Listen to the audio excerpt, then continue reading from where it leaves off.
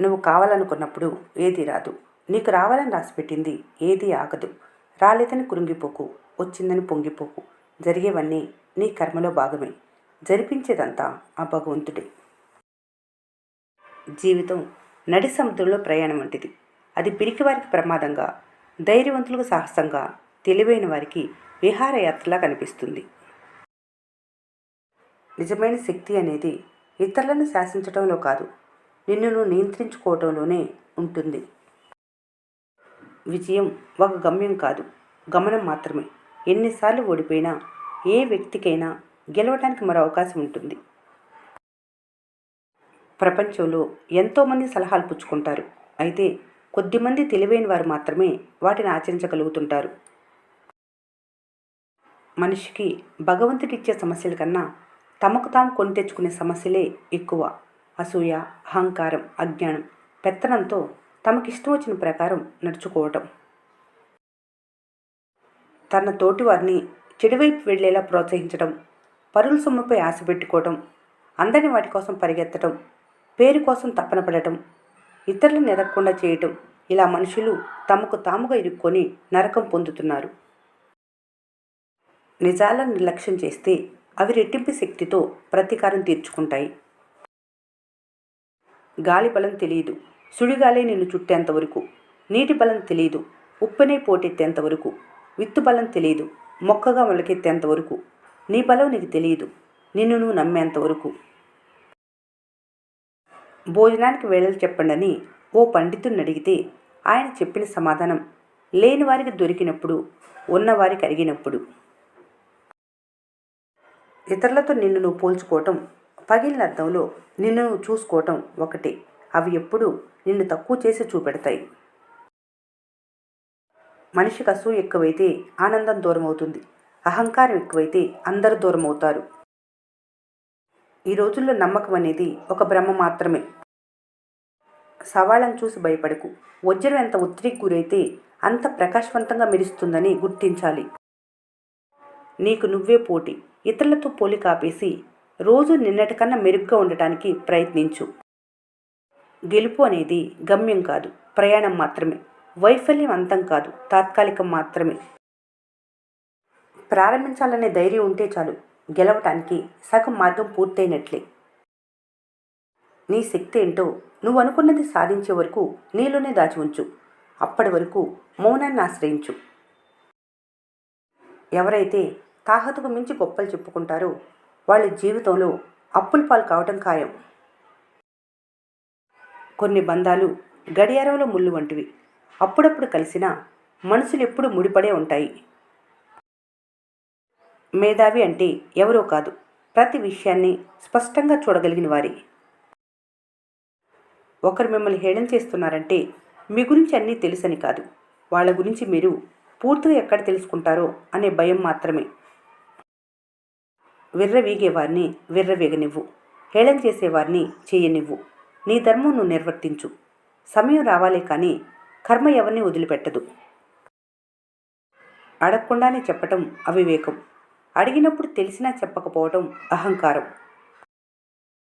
ఒక వ్యక్తి విలువ అతని మాటల్లో నిలకడను బట్టి నిర్ణయం అవుతుంది. ఎవరినైతే ఎక్కువగా ప్రేమిస్తారో వారికి ఎక్కువ భయపడతారు. ఈర్ష్య, అసూయ అనేవి కళ్ళల్లో నలుసు వంటివి. వాటిని మనసులోంచి తొలగించినప్పుడే స్వచ్ఛమైన ప్రపంచాన్ని చూడగలరు. గోతులు తీసే నక్క నీతులు చెబుతుంటే వినటానికి విడ్డూరంగా ఉంటుంది. ఎదుటి వాళ్ళని కింద పడేలా కొట్టడం కాదు బలం అంటే, కింద పడిన వాళ్లను పైకి లేపగలగటం. ఒక యంత్రం చెడిపోవటం మొదలైందంటే దాని నుండి అనవసరపు శబ్దాలు వస్తాయి. అలాగే ఒక మనిషికి పతనం మొదలైందంటే అతని నోటి నుంచి అహంకారంతో కూడిన తప్పుడు మాటలే వస్తాయి. కష్టాలు కోపం నుంచే జన్మిస్తాయి. అందుకే ఎవరెంత రెచ్చగొట్టినా శాంతంగానే ఉండాలి. బియ్యం మరిగే పాలతో కలిస్తే పాయసం అవుతుంది. అదే ఎసరుతో కలిస్తే అన్నం అవుతుంది. పసుపుతో కలిస్తే అక్షంతలవుతాయి. మీరు కూడా అంతే. నలుగురితో కలిసే విధానాన్ని బట్టి యోగ్యత నిర్ణయించబడుతుంది. మనసు నియంత్రిస్తే సంతోషం దానంతట అదే దరి చేరుతుంది. ఒకరిని అపార్థం చేసుకోవటానికి ఒక సెకండ్ చాలు, కానీ అర్థం చేసుకోవటానికి జీవితం సరిపోదు. అందుకే అపార్థం చేసుకోవటంలో ఒక వంతు అర్థం చేసుకోవడానికి ప్రయత్నించండి.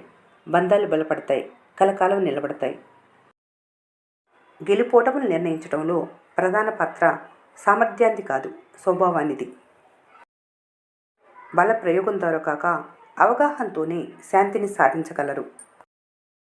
బలం అనేది శారీరకమైనది కాదు, అది దృఢచిత్తం నుంచి వస్తుంది.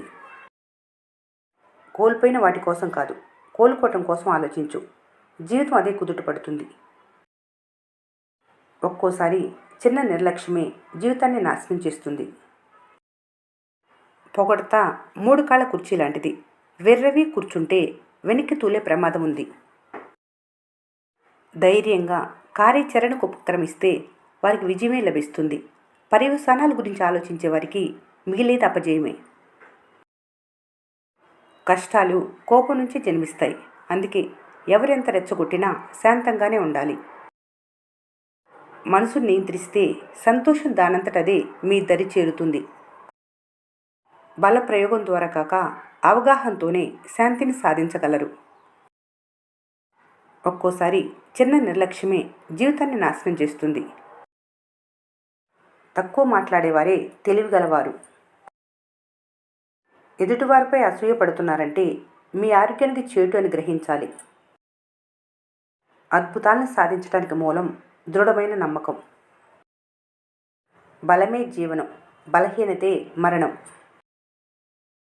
అవివేకులు నిరంతరం మాట్లాడే మాటల కన్నా జ్ఞానులు మాట్లాడే ఒక్క మాటకి ఎంతో విలువ ఉంటుంది. వేల కొద్ది నీతులు చెప్పే కంటే ఒక్క మంచి పని చేయటం మేలు. మౌనంగా ఉన్నప్పుడు ఎన్నో మంచి ఆలోచనలు వస్తాయి. నిర్ణయం తప్పైనా వెనక్కి వెళ్ళి మార్చుకునే అవకాశం ఉండదు. ఒక్కో అడుగు ముందుకెళ్తూ తప్పును సరిదిద్దుకుంటూ వెళ్ళటమే ఉత్తమం. ఆలోచనలు వెనకడుగు వేసినప్పుడు ఆవేశం ముందుకు తోసుకువస్తుంది. ఆలోచనలు పరిష్కరించుకోలేని వారు పరిస్థితులను సరిదిద్దుకోలేరు. గెలుస్తామన్న నమ్మకం లేనివారు, ఓడిపోతామేమోనన్న అనుమానం ఉన్నవారు తప్పక పరాజయం పొందుతారు. సాధ్యం కాదన్న భావన మనసులోంచి తొలగించటమే విజయ పదంలో తొలి అడుగు. ఈ వీడియో మీకు నచ్చినట్లయితే మన స్నేహ ఛానల్ని లైక్ చేయండి, సబ్స్క్రైబ్ చేసుకోవడం మర్చిపోకండి. Thanks for watching.